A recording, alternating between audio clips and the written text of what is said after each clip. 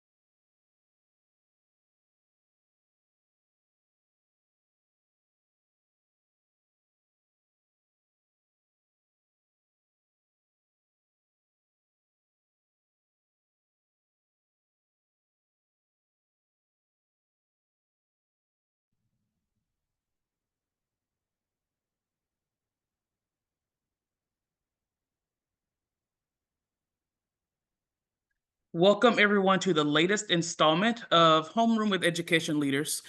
Today's discussion is focused on decoding dyslexia and the science of reading. My name is Jalil Hart, and I have the privilege of serving as the director of the K-12 team here at the Hunt Institute.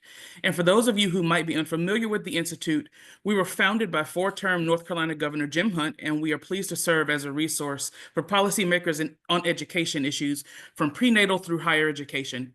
We offer both in-person and virtual convenings. We conduct research and offer other forms of technical assistance to states around the country. Before we jump into the conversation today, I want to provide a brief logistical overview of how we'll spend our time together. First, we'll start with about 30 minutes of a moderated discussion with our panelists, and then we'll pivot to about 30 minutes of Q&A with the audience. If you have any questions throughout the discussion today, do feel free to use the Q&A feature on the bottom of your Zoom screen, and we'll do our best to address them during the conversation. Likewise, this conversation will be recorded, and in the next few days, it'll be posted on our YouTube channel for you to view again and share with your colleagues. So we also encourage you to join us on Twitter, where you can participate in the conversation using the hashtag #EdHomeroom. So with that, let's jump in. We are so appreciative of our panelists today because to share their expertise around dyslexia related to the science of reading. Dyslexia is a language-based learning difference that affects up to 15 to 20% of the population, making it one of the most common learning disabilities in the United States. Despite its prevalence, however, it remains widely misunderstood. Students with dyslexia face challenges with reading, writing, and spelling, even though they often have average or above average intelligence. These students have the same potential to succeed as their peers. They simply need the right support and strategies to reach that potential. Today's conversation will feature leading experts who will talk about the role of engaging and nurturing dyslexic learners in their reading development and the significance of fostering sustainable approaches to literacy education. To that end, I'm pleased to introduce our speakers for today. First, we have Dr. Nicole Patton-Terry, who's a professor and director of the Florida Center for Reading Research at Florida State University. We're also joined by Risha Conroy, who's the founder and executive director of the Dyslexia Alliance for Black Children. Thank you both for joining us today, and I'm excited to jump right into our conversation. Dr. Patton-Terry, we'll start with you with the first question. More states are requiring early identification for students with dyslexia. How does the science of reading or research evidence help inform this process, and what does it mean for their long-term literacy success? First, I want to say thank you very much for having me here. I appreciate being able to spend time with you and everyone here with us today. I think it's important to keep in mind that when we talk about the science of reading, that is a term that is used differently by different people, but there are some basic characteristics, canons that I think we all want to consider when we think about the science of reading. One is that it's interdisciplinary. That's particularly beneficial for students with dyslexia because we're talking about a condition that can make it difficult to deal with language, with reading, with writing, with spelling, even things, social emotional needs with anxiety, for example. So it's important that we can be informed by multiple disciplines and the evidence that comes from those disciplines to know what we can do to support our learners. I think it's also important to remember that the science of reading is both multicultural and multilinguistic. It includes lots of different types of diversity amongst our learners. And it's not just limited to just English speakers, for example, or for that matter, just those of us in the US. There are individuals with dyslexia around the globe who engage with different writing systems, different scripts, different languages, and what we are learning together as researchers about how best to support our learners around the world really does inform what we do here in our classrooms and in our homes with our children. Thirdly, I think it's important to keep in mind that the science is always evolving. It's dynamic. We discover new things all the time about how best to support our learners and understand what's happening with them. And so the science of reading, the fact that it is so dynamic, means that we will generate evidence that we can act upon today while also answering relevant questions about things we still don't know. We don't know enough about how best to ensure that all of our dyslexic learners who are learning multiple languages, for example, can be supported in school-based settings. We need to know more about how to do that. We need more evidence and more research about how best to do that. And that science will keep evolving as we continue to learn how to do that. But it doesn't mean that we don't know enough to begin now, right? We've generated quite a bit of evidence to be able to begin now to understand what we can be doing to support our learners. And so being informed by the existing science gives us a roadmap, a way in which we can move forward. Um, and then finally, I think it's also important to keep in mind because we are talking about um, dyslexia and other learning differences. These are lifelong conditions that our learners will have challenges with throughout their lifetime. And so the science is developmental. There are things we understand about our kids when they're very young, and that's why screening and early identification is so important. But as they grow and develop, and as the demands that are going to be placed upon them in classrooms grow and develop, we need that science to grow and develop with them too, right? And so it's good that we think about our science developmentally so that we can address our learners' needs when they're entering school and when they're moving into high school and when they're moving into college and career. And the science of reading definitely is informed by that entire lifelong trajectory of our learners. Thank you so much. You just casually dropped so many nuggets there, so I appreciate that. But with that, Risha, I want to turn to you to kind of build off what Dr. Patton Terry was talking about. How can strengthening literacy training in the science of reading for educators support diverse students and their access to high quality literacy instruction?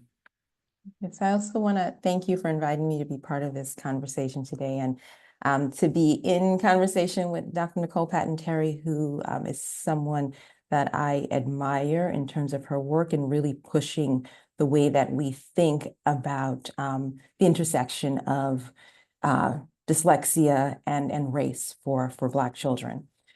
So, so the question that you asked is, there should be a simple answer to it, right? Obviously, we want to connect instruction to research. But there's so many complex layers within that question, right? Which of course is why you're asking it. So I want to define a few words as I sort of go through the response. And the first one is, you mentioned diverse, right? So what do we mean when we say diverse? So in the context of access to high impact literacy instruction, we're talking about students who have been historically and who are presently underserved in our schools, right? So when we look at them, they're not reading proficiently. And this part isn't debatable, right? We can see this. We can see this in the numbers. We can see this in the life outcomes. And those students are Black or African-American students largely, Native American students, Latino students. We're talking about students who are living below or near the poverty level, students with learning disabilities, our English language learners, and those who have language varieties, or so, what we think of as dialect, right? Especially when that dialect is dense and when it's a low prestige dialect. And when we have any of these sort of like social identities overlapping, we're going to see even more pronounced disparities, right? So if you give me your zip code, I can tell you what your reading scores look like. And of course, there are exceptions to that, but by and large, it's very predictive. So these students with these social identities, and especially when they overlap, they rely, and I would even say that they over-rely on schools, as they should, for access to high quality instruction, right? They rely on them for identifying whether or not they have a reading disorder like dyslexia.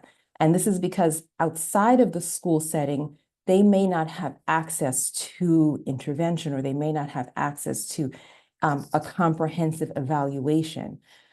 So the school is the solution. The onus really sits in the school building in terms of serving these students. And so, on the other side of that, if we were to think about a white boy who's growing up in a solidly middle income family, right, he's going to learn to read in spite of what's happening in the school building, right, because he has these other sort of protective factors, right, access, a certain level of privilege, even in terms of the zip code that that child might live in, right? So they're going to have access to tutors, right? I Googled finding structured literacy interventionists in the Bronx several years ago, and I came up really, dry in my search, right? It's a structured literacy desert, right? So we have to infuse our schools with these interventionists. And his family also has a certain level of social capital, right? For lack of a better word, if they have to advocate for their child to get access through school, or we know a lot of, families have access to attorneys and advocates who can ensure they're getting it at school or outside of school, right? Through some of our specialized private schools. But this child is not going to fail to be taught to read. There are enough protective factors around that child. And they have the luxury of their social identity, right? That gives them this pathway to a dyslexia identification, right? Because honestly speaking, it's really unheard of that a white middle income child cannot read, right? So alarms are going off. Well, why can't he read? He lives here and his parents come from here. And so it rests on us to ensure that our educators who are serving our students who have been historically underserved have access to high impact literacy instruction. And so when we talk about the signs of reading, and I think, Dr. Nicole Patton-Terry did a really good job of defining it. And I typically don't even use that word or that group of words because it's become so polarized, and we are facing these reading wars, and our children can't be casualties of these wars, right? So I try to come back to like what it means. The other thing is that I don't think a lot of our decision makers and our educators really understand what it is in practice, so what it looks like in a school building. So the science of reading is the research, right? And I think of it, the research is just one part of what I like to think of as evidence-based practices, right? So coming from the world of speech language pathology, evidence-based practices is where we start, right? So we have the research. We have this triangle with 3 points. The research is one of those points. The second part of that is going to be our students, right? So our students and their families, and we're thinking about what matters to our students, right? How do they connect to school? What's important to their families? And I think this is really where our culturally relevant and culturally affirming, sustaining, and responsive practices live. It should be weaved throughout everything, but we can really focus in on that there. And we have to focus in on that because we want our students to connect to school, right? If you're in fight or flight mode, though, you're not going to learn, right? We want those good sort of neurotransmitters, the dopamine, to be flowing so that we can build the other neurological connections that we need to build in order to become readers. And then the last point on the triangle are our teachers, right? So these are educators, and this is the expertise that they're bringing into the building. And so, yes, they need to be knowledgeable about the science of how we learn to read, right? Because if they're not, then they can't fill in that triangle. One major part of that is missing. And so even when we're thinking about like our MTSS, systems, we operate those systems, right, under the assumption that teachers are trained to deliver this high impact instruction. But if that one piece fails, the whole thing comes tumbling down, right? We'll end up with what we see in many districts, just a sea of students who are struggling to read, and we can't differentiate who's a struggling reader versus who is a student who could have dyslexia. The other part of it that I'll mention just before I sort of wrap up is that when we're delivering structured literacy, which is sort of the practice that comes out of the science of reading, we're not making any assumptions about the student and what they come in knowing, what they should know. We are providing them what they need to know to become proficient readers. Thank you for that. And that was awesome, right? And I think it raised a lot of questions for me, but I think the one that really struck me based on what you said, and I want both of your thoughts, Dr. Patton Terry and Risha, how can rather teacher prep programs better equip educators to recognize and support students with dyslexia from the start of their careers? We know that students are graduating oftentimes unprepared to engage and instruct students who have any kind of learning difference, frankly. But how can teacher ed programs or EPPs do a better job of preparing students for this world? I'll jump in and say, certainly providing much more informed professional learning for them while they're in their pre-service programs that include these elements, these pieces of not just the what to teach, but the how to teach it, aligned with evidence, would certainly be helpful in educator preparation programs. And I think you will find in many states, especially these days, there's been a lot more of a push to not only see that information in students' preparation programs, but also hold colleges and universities accountable in one way or another for ensuring that that content is there. I would also, however, argue and make sure that we elevate this conversation beyond educator preparation programs in colleges and universities and recognize that our nation is facing a very significant teacher shortage that is really bothering this challenge in front of us. In most of our states, they began the school year not fully staffed with teachers, and it's been that way since COVID. You could probably find data that suggests that it was that way before COVID too, but it's only gotten worse every year. And these teacher shortages are making it so that the majority of new teachers that are in our classrooms, I should say, are not coming from our colleges and universities and perhaps have not participated in educator preparation programs before they're in front of students. And so this challenge about making sure, and I think Risha did a great job, I can listen to Risha all day, did a great job talking about this, but if you're going to ask for and hold schools and districts accountable for making sure that they have this kind of instruction in their classrooms, the challenge is really much more comprehensive than ensuring that all teachers from every college and university has this content, because that is not where their teachers are all coming from. So it really is about making sure on the pre-service and the in-service side, the practicing teacher side of the world, that we're making sure all our educators have the knowledge base that they need to use instructional practices that are going to drive student achievement forward. There's not too much else to add to that. The only thing that, I guess I will say is there's a lot of benefit in sort of communities of learning and determining or finding different pathways for teachers to acquire knowledge as they practice. We should also make sure that even, within this shortage that we do have coaches who can support new teachers as they're going through this process as well. Mm-hmm. Yeah, I would add related to that. We are doing a lot of work here in our spaces, working with leaders, not just with teachers, but we're working with instructional coaches and we're working with district level staff and we're working with principals and assistant principals. It's those individuals in the building who have a lot of decision-making authority above and beyond the teacher in the classroom who can really help. They can be champions and they can create contexts in their school buildings or in their districts that allow for these things we hope to see in our classrooms to emerge and support our professional educators to make good on these things we're asking of them, which are not easy to do, and they're also not going to likely be mastered at the end of a bachelor's degree or at the end of an educator preparation program. Like all other professionals, educators grow and develop over time as they practice in their profession and will need certain levels of support as they continue to move forward in their practices.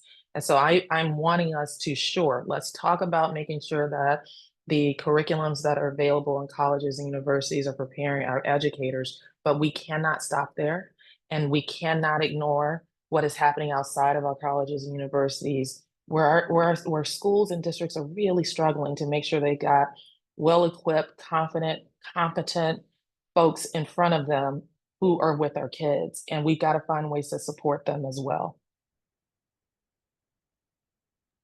Thank you for that. And I would love to stay on this collaboration piece or this theme that you all are bringing up right now. But as we do that, I want to remind our participants to feel free to drop your questions for our panelists in the Q&A section at the bottom of your screens. But back to this collaboration piece. How can, because we've talked a lot about how EPPs can collaborate with schools and districts and teachers and principals, but how can educators, and I use that term broadly, and policymakers collaborate to ensure that that future literacy programs are both inclusive and effective for all students? Risha, I'll let you go there first. So one major way to do that is to include them as decision makers at the table, right? Our educators are in the building every day. They are the ones that are delivering instruction.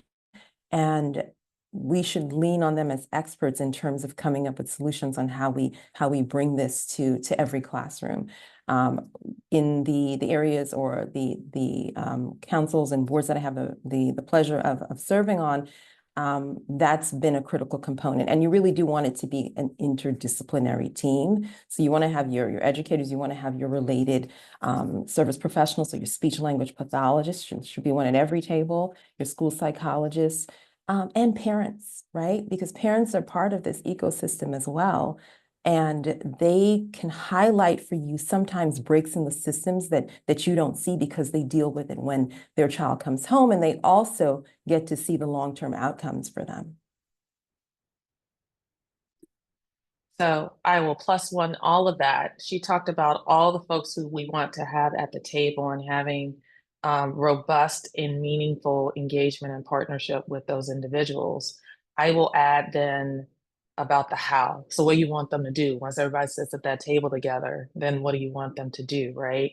I do think that it is unfortunate, but it is a sort of a part of the game here that oftentimes in education, we are forced to be more reactive than proactive. And that is just the nature of the job. And so there will always be situations where, however your school is performing or certain groups of students are performing, you've got to be responsive to that. And unfortunately, you got to be responsive to that within an academic school year. And we're often asking schools to make levels of change that are just quite extraordinary to expect someone to be able to do in a 9-month period. So sure, let's come up with immediate short-term solutions, but let's also work on the long game. What are decisions that we can make today that will make a difference for our kids in kindergarten when they hit 3rd grade? If we start thinking about it and planning for it and preparing for it for the long game. I do recognize, having worked with a lot of school leaders, that that's a heavy ask and a heavy burden for them because their responsibility is what is right in front of them. And there are real consequences when they can't achieve some of these goals. So I do think is some in the work that we do when we engage with folks, making sure that we're paying attention to the immediate fire and also paying attention to the long game and trying to find a healthy balance there. So that over time, what we're doing is we're accumulating the swell that we need to see over time so that it won't be so hard a couple of years later. And we won't be asking the same question again and again. We can now ask different questions because we changed the game a little bit. Thank you all so much for your thoughts.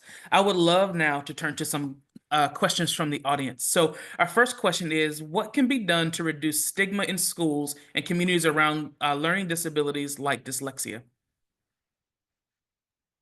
I can start on that one for sure. So I think we need to have campaigns. We need to have education and awareness campaigns because some of the stigma comes from just not knowing, and it's not just families who don't know. A lot of educators, because this was not part of their training, also don't understand what dyslexia is. The second sort of like layer to that is that, for a family who suspects dyslexia, there's a lot of uncertainty about what that means in the school setting. And so does this mean my child is going to, enter special education? And for certain communities, certainly the Black community, special education has not been a place that has accelerated or advanced our students as learners. It's become an excuse for failure. And so schools also need to create a space where that diagnosis does not mean exclusion. It means that you're going to be supportive. And I think that really comes through being very transparent. And of course, first you have to develop those systems and define them, but being really transparent in how a school is going to identify and support a child who has dyslexia. Parents need to see a path for potential success. I will only add that I think one opportunity that perhaps is there is the public space is certainly leaning a lot into this notion of neurodiversity. Um, and neurodiversity, if we're really talking about diversity, is inclusive of all of us, right? So there are all these ways in which we bring specific learning challenges and specific learning strengths to the table. All learners in all schools do this. So can we talk and have conversations in our schools, whether it be with teachers or with children and with families, around the diversity of learners that we all serve and how we're all working together towards making sure that all of our learners are meeting, or we're meeting the needs of all of our learners in our building, and celebrate that. Celebrate how it is that they are bringing these different strengths to the table that we leverage and that we use in different ways in our instruction and our engagement with our peers and the ways in which we engage in academic and non-academic skills in schools, right? And having a much more global conversation and celebration of the diversity of our learners. I think if we can make schools and those within schools welcoming and inclusive in that way, then we can reduce the stigma of not just learning differences, but of a lot of things in the building. This just becomes one way, one other way that we celebrate the diversity of our humanity. Thank you for that. And kind of a related question is, what role do parents and families play in all of this? We've talked a lot about collaboration, and we've both named parents and families, but what role do they specifically play in this work? So right, so right now, for for families who suspect dyslexia or who see that their children are having reading difficulties, they're playing an outsized role right now, right? Because they are doing research on their own. They're looking for answers to questions that don't live in the school building. And so we want to, reduce some of that load so that they can come into the school building as partners, right? And not in this sort of like fight advocacy mode, right? Where you start to just naturally build tension. And so schools need to set up structures to inform and support families as they navigate this journey. I think the other thing that's really interesting is this sort of like exchange of information that happens, right? If a school understands truly how a student is doing, so have they acquired these foundational reading skills, all of these really good measures, they can share that with families. A lot of families on the other side of it don't even realize that how much their child might be struggling with reading. They think their child is on grade level because they're coming home with a B on their report card. And those families who don't know, they can't even begin the advocacy or partnership journey in a meaningful way for their child. So that's a second component that's really important as well. And then again, including families as partners at the table, right, around decision making. I would agree, and I'll add two more. I think empowering families, right? So part of the advocacy and the knowledge base that we are able to give families empowers them when they're in these conversations with schools or with other professionals who might be serving their children, and even with their children themselves, that they feel like they're coming from a space where I think a lot of times families and all families feel this way, where they feel like they just don't know enough. And so who am I, or how could I have this conversation? But being able to empower families so that they feel like, first and foremost, I don't care if you don't know anything, you are empowered to be in this room, right? You absolutely have knowledge to bring to the table about your child that we can use to inform what it is that we're going to do. I think that's really important. The other part that I think we don't talk enough about sometimes is families are a safe harbor for their children, always. And so this challenge of navigating life with a disability as children grow and develop and learn, they need that safe space and that safe harbor. And that outsized role that Risha is talking about can bother that, right? So you as the parent are the advocate and the lawyer and the teacher and the clinician and the medical, you're all these people and not just mom and dad. And your kids need you to be that, right? So we need to make it so these professionals are there so they can do their job. So you can be mom and dad and be the place where you can break down when you can't take it anymore. Be the place where we can champ or celebrate you and the things that are going on. Be the place where every conversation doesn't have to be about something related to this disability, but we can just talk about SpongeBob if we feel like it. Like that we want to be able to put our families, I think, in spaces where they don't lose that piece of their relationship with their children, because that will carry them through life in many, many, many ways. So I want to see us try to make sure that we take some of that burden off so families can just be families with their children. Thank you so much. And I hate to do this, but we're shifting gears just a little bit. There are a couple questions from the audience about continuous growth and development and professional learning for teachers. With all the different training opportunities out there for teachers through conferences and Wilson and OG and all those different things, what are the best ways for teachers and others and parents as well to stay current on the different learnings that they have and opportunities they have around dyslexia, particularly for those students who are culturally and linguistically diverse? I think that's a difficult one, honestly, to answer that question. We maybe perhaps one of the unintended consequences of our shared pandemic experiences is that the space for available information out there and who's putting that information out there is way more crowded than it used to be and way more noisy than it used to be. So we are asking families, but we're also asking educators to be critical consumers of where this information is coming from. And quite frankly, it's not like we have very standard guidance on what makes a good provider, what makes a good session, what who is a trusted source, right? We really don't have that available to us. And even if I gave you some right now, at the end of the day, you would still need to be the critical consumer to go through and sift through that information. So given that that is the space that we're in, though, I do think one good thing is that you do see much more information out there available from more vetted resources that you can engage with. So for example, if it's a local advocacy group, if it's your local chapter of the International Dyslexia Association, your local chapter of the Reading League, your local chapter of other organizations will often have learning opportunities for you. My suggestion is to make sure that those learning opportunities don't happen in isolation by yourself in your own echo chamber that we all of us humans create for ourselves. We go where we see like-minded people and hear like-minded people, and we don't branch outside of that.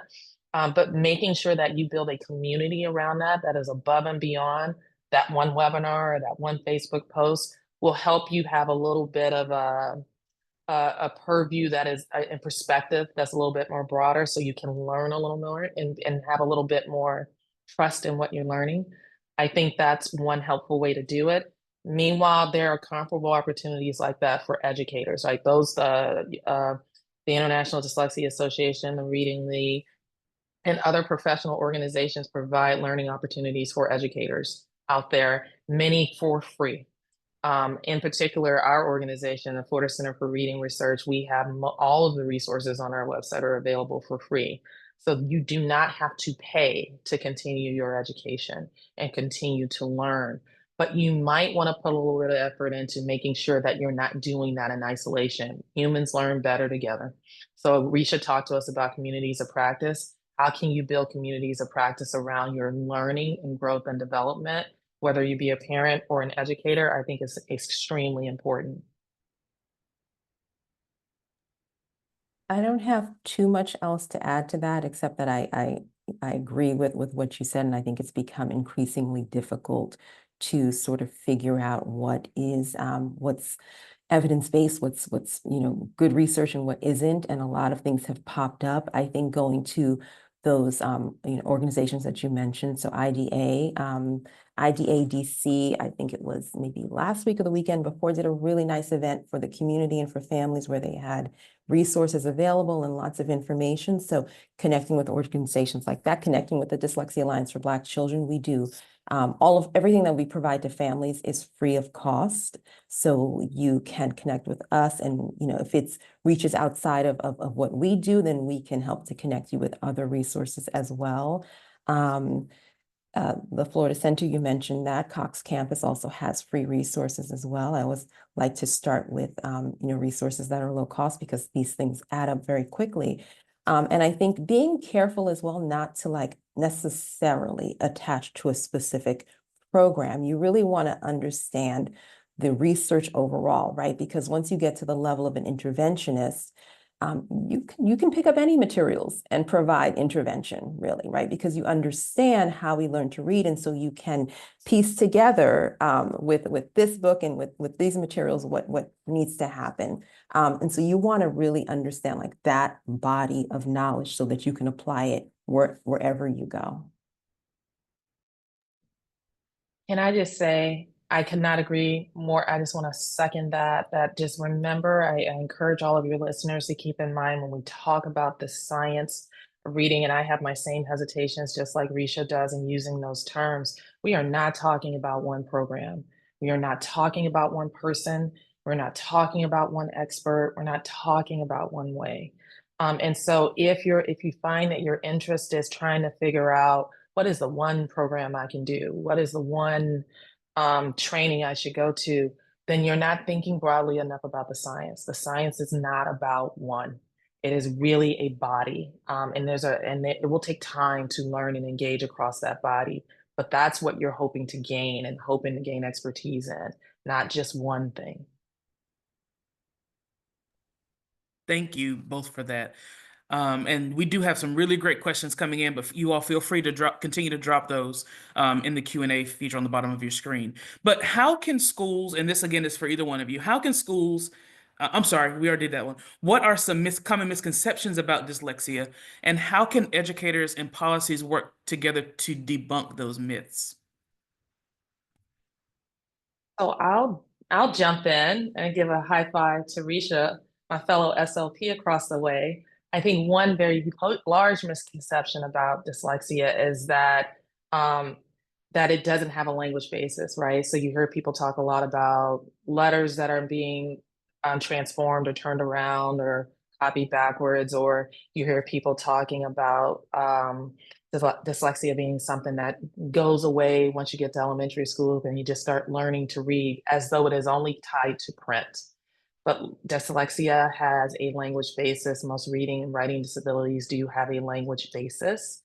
And so elevating the conversation about the importance of language and how it relates to the development of these reading and writing skills over children's academic careers, beginning early on, is very important. In fact, it is a strength, a thing that we can leverage for children because they come here with it, right? Humans come here with this language thing that can be used as a strength for them. But for students who have dyslexia and other reading and language-based disabilities, it is also where you can first see differences, where you first start to see the challenges that might be indicative of dyslexia emerging. So I think if we could talk more and elevate more our conversation about language, that would be quite helpful for our students with dyslexia. And then the second myth I'll give is that I think there's a misconception that dyslexia is this thing that will just be cured if you just do Wilson, if you just do Orton Gillingham, if you just do pick whatever thing you want to fill in on the blank and do it really well for a couple of years, your child will be cured of dyslexia. Dyslexia and other language-based disabilities are lifelong conditions. And so you can provide supports so that students develop strategies to mitigate the effects of these conditions, but they will exist and they will become something that children and their families to figure out how to navigate for their lives. And it's important for families to understand that. And it's also important for children to understand that, so that every time they go through some milestone, some grade level, something, they don't feel like they're starting all over again and constantly failing. This is not a game of you keep not doing well. This is a condition that is showing its head in different ways as you encounter life in different ways. And so I think helping the public and helping everyone understand that these are lifelong conditions would be very helpful. Yeah, so high five, thank you, I'll catch that. So I think, thinking about K to 12, right? So that early side of things, we have a reliance on this wait to fail model. And, I think this is probably one of the biggest sort of like myths and misinformation that I hear across all schools, is that, the child is too young, or you need to just give them more time. And we can see the signs and some of the signs and symptoms of dyslexia very early, especially because it is language-based. So you'll see those things presenting, and you should hopefully be addressing those things in your curriculum, but you can also begin to intervene in some of those areas. And then I think on the other side of it, for like our middle schoolers and high schoolers who unfortunately are often left out of this conversation, there's also this feeling like you don't do sort of foundational literacy skills intervention in middle and high school, right? You have to, right? That's what's missing, right? You need to do, and you'll do it in a more age appropriate way that honors and respects the student that's sitting in front of you. You might even change the dose and the group size and say, okay, you know what? This is a middle schooler. I'm not gonna put them in a group of 6. I'm gonna put them in a group of 2. And if I can, maybe one of those 5 sessions will be individual. But you can still address it, and you have to address it even for our older students if they are presenting with difficulties with word reading. I think the other thing that sometimes comes up is around these sort of like milder cases of dyslexia. And so it is certainly a spectrum. For some children where you may not see like these sort of like phonological deficits in reading, it can show up in spelling. And so like I hate to see evaluations that don't have a spelling component to it. So I'm going to just kind of push for that one. Let's do some diagnostics with spelling patterns, because that will also be like one of the areas that linger when we're providing even the best intervention. Thank you for that. And Dr. Patton-Terry, did you have something like you were unmuting? Okay, No, perfect. sir. I would like to stay here for just a second and talk about early screeners and the impact of adopting or not adopting those. Could you all talk a little bit about that? Yeah, early screening is a hot topic these days, and many of our states are now starting to require early screening for dyslexia. Unfortunately, in the absence of having really solid, reliable, and valid tools upon which to make those decisions. So there is a real challenge there for many of our states. However, looking early matters, because early intervention matters, because it's much easier and much more cost effective to intervene earlier than to try to remediate later. So I think I cannot say more about the importance of making sure that we're looking for these challenges that our learners might be presenting with, and they're not hard to see. We know what they are. We can see if we have, for example, a late talker that we should be watching. We can see if we have a child who has a specific difficulty with rhyming in nursery rhymes, that we can see it. In these behaviors and things that are typical of young children and what they're doing, if we are paying attention, we can do things early on that can help them while they're all still growing and developing. I appreciate what Risha said about folks often want to wait because they think maybe they'll just grow out of it, right? Maybe they'll just develop over time. But there's nothing here stopping you from inoculating kids early to make sure that, yeah, it doesn't emerge because we've done something, So, and even for our learners, what's important, even I think, for people often also forget about the fact that we're talking about screening all children. So not all children will elevate to the level for which there is concern. But for those that do, we do something different to provide additional support for them, and many of them will continue to no longer need support. That also makes it much easier to find the children who do, and much easier to target resources towards them, because there are limited resources available to do anything well in schools. And we want to make sure that we're providing resources as well as we can to those who need it.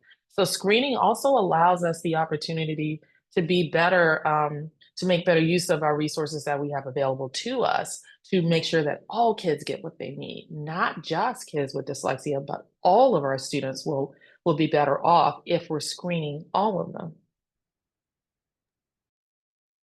So everything that you just said, and I think, in terms of thinking about resources, right, the resource of time, right, because that's the one thing you cannot get back. And I think, having these early screeners allows us to act more quickly if we have good decision-making processes and protocols in place. And I think that's where I see things sort of fall apart. So these, the screeners are given, the benchmarks are given, but there's no action that's happening. So we're still using up that resource of time in a space of inaction. And we do want to intervene as early as possible, right? Because there's savings of all other resources when we're able to do that.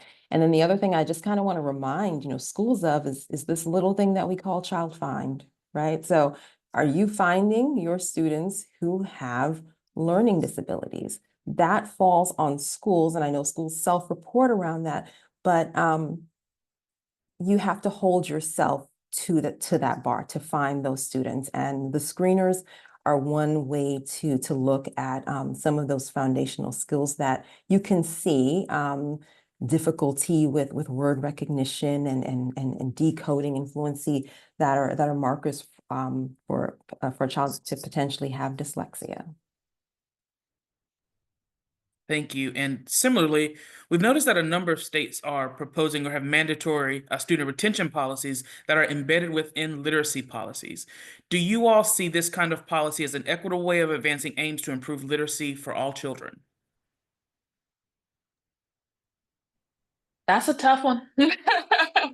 Um, the evidence on it, so let's talk about the evidence on retention policies is varied and depends on the conditions in which those policies were implemented in different states. And so in some states, you will see what appear to be positive outcomes for kids, and in some states, you will see what appear to be negative outcomes for kids. So it's still a bit of a mixed bag as to whether or not retention policies will result in the outcomes we expect to see for kids. Um, on the one hand, retention policies do make it so that our schools and districts are required to find and then support students before they advance forward in a way where they will experience much more difficulty in school. And that is not a bad thing. On the other hand, it is often the case that our most vulnerable students, usually our Black and Brown students, are the ones who end up being retained more often.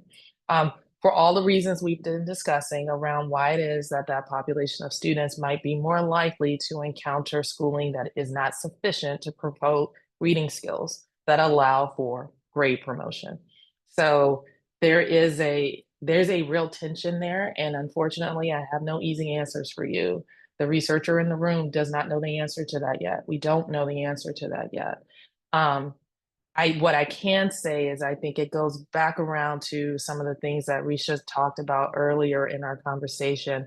If we can make it so that all of our students are encountering teachers who are able to provide high quality reading instruction, then these types of accountability measures would be less likely to be necessary for our students. And that is what we should be fighting for. That was a really good answer to a very difficult question. My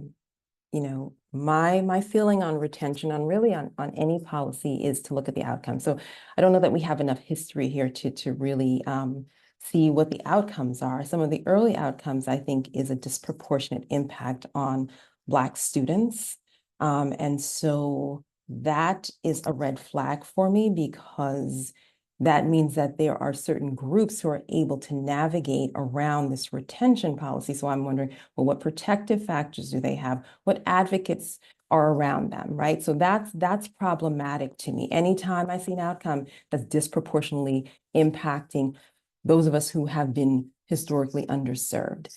I also think the decision to retain a child really needs to be individualized, right? So if you're going to retain a child, I want to know, what have you done? Prove to me that you need to retain this child, not the whole system, this child who's sitting in front of me, because there's an impact on that child who's retained, and there's an impact on their family. So Dr. Nicole Patton-Terry was talking about a family having to sort of champion in every area of life. We do have some research around retention and the impact on the social, emotional, growth of a child. And so I'm concerned about that.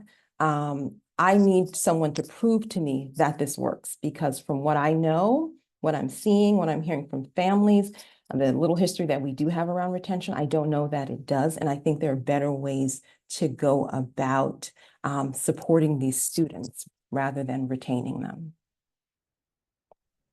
Thank you all so much. We have time for one more question before we do wrap up this afternoon. And I think it's a great one to end our conversation on. What advice would you give to educators who are new to the science of reading or structured literacy? I pick up what you're putting down, and are looking to support students with dyslexia more effectively.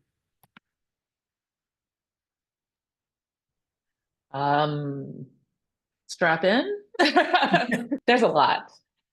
So I think there's going to be a moment there where you're going to have to breathe. There's an overwhelming amount of information, and an overwhelming amount of information being thrown at folks right now around building their ability to use evidence-based practices to support reading, writing, and language skills in our kids. And so um, in terms of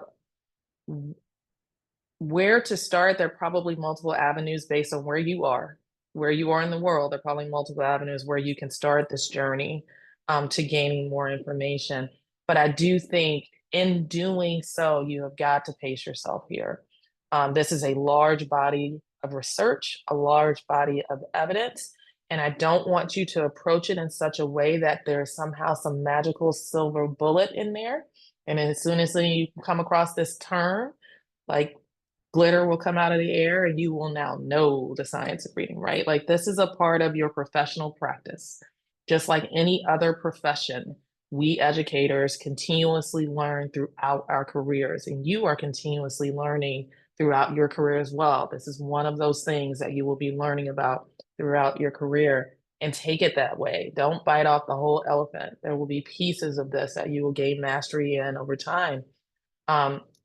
So lean into what will feel uncomfortable, and lean to what is going to make you feel really vulnerable in your practice. There are things that I do now, when I teach methods courses associated with reading, I go back and look what I did when I was a special education teacher teaching in classrooms, and man, if I could go back and do it differently, right? That's going to happen.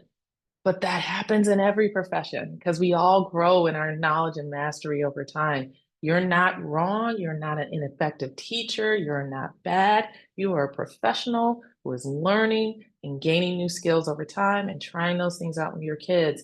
And I don't think we can ask much more of you than that. So we appreciate that you join us on this journey, and keep at it. Again, I think that really summed it up really well. As a professional, you will continue to learn and grow, and you'll make mistakes along the way. I think the more you understand the research, it'll help you to sort of interrogate your practices, and you'll also see the holes and like, well, I don't actually know how to do this, and sort of and seek out those resources. And those resources can be through the organizations that we mentioned earlier.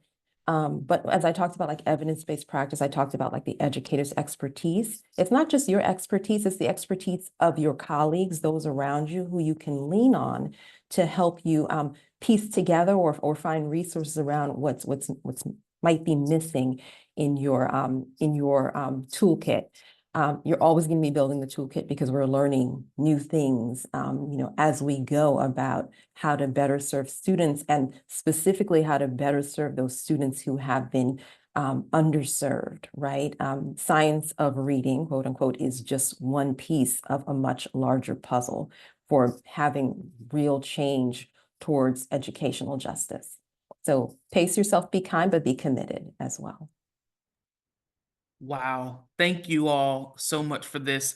I am so full. I wish I was in the classroom so I could go back and do it all over again based on what I've learned today. But thank you so much for joining us for this conversation. Before we close today, I do want to ensure that everyone on the webinar today is aware of our upcoming webinars. Our next K-12 conversation will be held on Thursday, November 14th, again at 2 p.m. Eastern, where we will talk about the findings or the results of our Across the Aisle survey, where we share what we've learned from voters about what their top priorities are around education. So we'll drop the registration link to that webinar in the chat. And we also encourage you to join us for the other webinars that our K-12 team and other teams at the Institute will be hosting, which you can find on our website, which will also be in the chat. So thank you again for joining us today, and we hope to see you all again very, very soon.